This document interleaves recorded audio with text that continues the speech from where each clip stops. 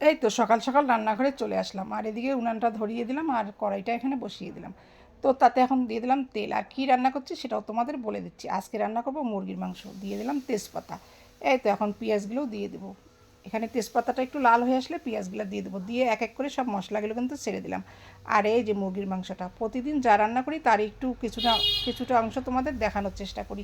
হয়তো সবগুলো দেখানো হয় না, তো আমার প্রতিদিনের রান্নায় যা থাকে তারই কিছু অংশ তোমাদের আমি দেখানোর জন্য চেষ্টা করি। তো এই তো মুরগির মাংসটা রান্না করতেছি, সব মশলাগুলো দিয়ে দিলাম। আজকে ছিল মুরগির মাংস রান্না, তো সব মশলা দিয়ে কিন্তু মুরগির মাংসটাও দিয়ে দিলাম।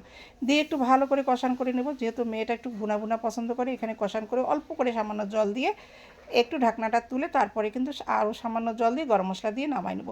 তো মেয়েটা চলে যাবে 2-1 দিনের মধ্যে। মেয়ে বলছিল মা মুরগির মাংস খাবো, আর বাচ্চারা তো মুরগির মাংস খেতে পছন্দ করে, এটা সকলেই জানো। তো সেই জন্য কিন্তু মেয়ের জন্য মূলত আজকে মুরগির মাংস রান্না, আর অন্যান্য রান্না করবো, হয়তো ওই যে বললাম সবগুলো রান্না তোমাদের দেখাতে পারি না। তো প্রতিদিনের রুটিনে যা রান্না থাকে তারই কিছু অংশ তোমাদের দেখানোর চেষ্টা করি। এই তো বন্ধুরা, ভালো